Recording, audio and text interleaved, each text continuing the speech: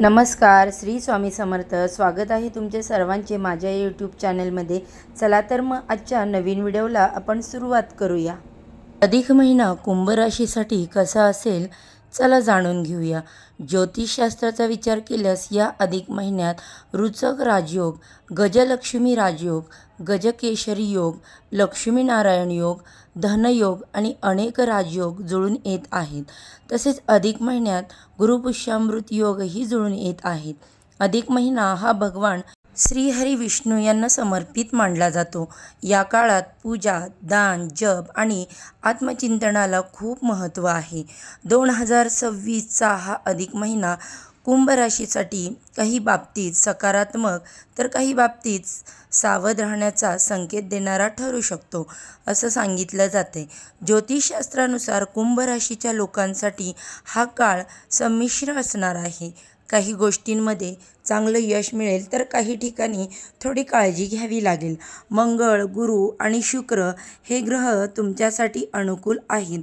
त्यामुळे आत्मविश्वास वाढेल आणि अनेक कामांमध्ये प्रगतीची संधी मिळेल. मात्र सूर्य, बुध, शनी, राहू आणि हर्षल याचा प्रभाव काही ठिकाणी अडचणी निर्माण करू शकतो. या काळात अनपेक्षित खर्च वाढण्याची शक्यता आहे. त्यामुळे पैशाचे नियोजन करून खर्च करणं गरजेचं ठरू शकतं. तसेच बघा, तुमच्या मित्रमंडळींसोबत तुमचा मानसन्मान वाढेल. लोक तुमच्या मताला महत्त्व देतील. समाजात चांगली ओळख निर्माण होऊ लागेल. राहत्या घरासंबंधीचे प्रश्न हळूहळू मार्गी लागतील. घर बदलणं, दुरुस्त करणं किंवा नवीन जागेचा विचार असेल तर त्यात प्रगती दिसेल. जोडीदारासोबत थोडे वाद किंवा मतभेद होण्याची शक्यताही आहे. त्यामुळे बोलताना शांत आणि संयम ठेवणं महत्त्वाचं आहे. तसंच बघा, प्रवासाचे योग दिसत आहेत आणि हे प्रवास सुखद ठरू शकतात. शरीर स्वास्थ्य सुधारणा जाणवेल. जुने त्रास कमी होण्याची शक्यता आहे. हातातील कामात अडथळे आले तर शेवटी यश मिळेल. स्थावर मालमत्ता म्हणजे जमीन, घर, वाहन यासंबंधीचे व्यवहार करताना सावध राहावे. कागदपत्र नीट तपासून निर्णय घ्यावेत. नोकरी करणाऱ्यांसाठी हा काळ काही प्रमाणात चांगला आहे. वरिष्ठांची कृपा मिळू शकते आणि मनासारखी कामं पूर्ण होऊ शकतील. व्यवसायातही प्रगतीची संधी आहे आणि मेहनतीला योग्य फळ मिळेल, असं सांगितलं जातं. आता या काळात तुमची कीर्ती वाढू शकते. लोकांमध्ये तुमचं कौतुक होऊ शकतं. राजकारणामध्ये किंवा नवीन कामात सहभाग घेतल्यास त्यातून फायदा होऊ शकतो. या अधिक महिन्यात तुमच्यासाठी काही अनुकूल दिवस असणार आहेत.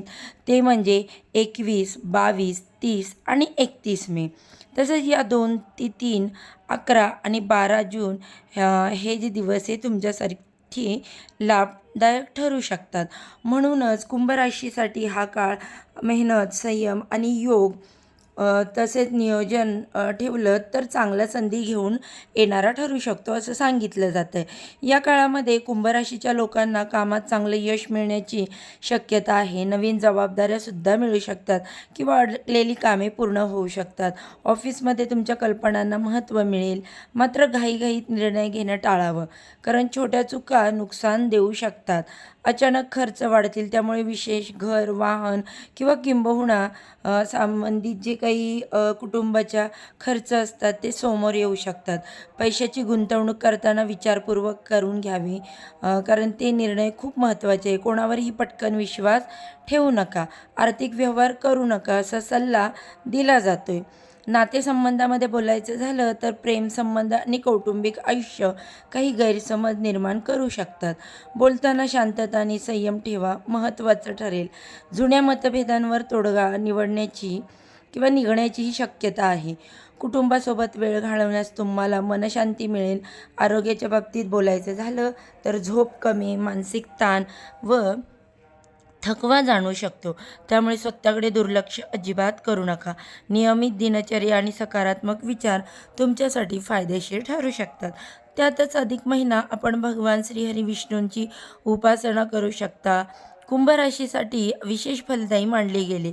या महिन्यात आपण विष्णू सहस्त्रनाम ऐकावे, ओम नमो भगवते वासुदेवा या मंत्राचा जप करावा, गुरुवारी दान करावा आणि दिवा लावून प्रार्थना करावी. त्यामुळे तुम्हाला नक्कीच मानसिक शांतता मिळेल आणि सकारात्मक ऊर्जा मिळण्यास मदत होईल. या काळात संयम, विचारपूर्वक निर्णय आणि अध्यात्माकडे लक्ष दिल्यास अनेक अडचणी टाळता येऊ शकतात. घाईमध्ये बघा शांतपणे निर्णय घ्या, तुमच्यासाठी अधिक फायदेशीर ठरू शकतं असं सांगितलं जाते. मग कुंभ राशीसाठी अधिक महिना कसा असेल ते आता आपण जाणून घेतलंय.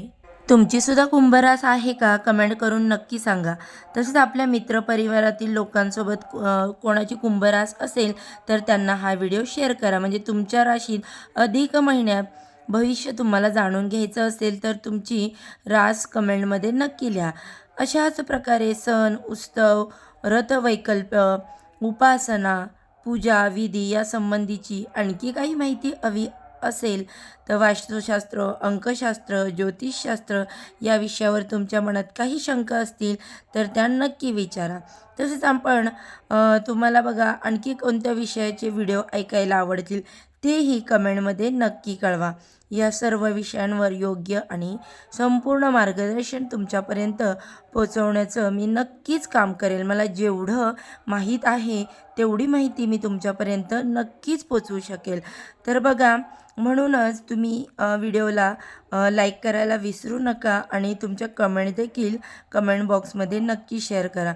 अशाच प्रकारचे माहितीपूर्ण व्हिडिओसाठी माझ्या चॅनेलला अजूनही सबस्क्राईब केलं नसेल तर नक्की सबस्क्राईब करा, बेल आयकॉनला क्लिक करा आणि नवनवीन व्हिडिओचं नोटिफिकेशन तुम्हाला त्यामुळे नक्कीच मिळेल. तसेच योग्य आध्यात्मिक मार्गदर्शनासाठी माझ्या चॅनेलला नक्की सबस्क्राईब करा. चला तर मग आजच्या व्हिडिओचा इथेच एंड करते. उद्या अशा छानशा व्हिडिओसोबत, माहितीसोबत पुन्हा नव्याने भेटू. सर्वांना श्री स्वामी समर्थ.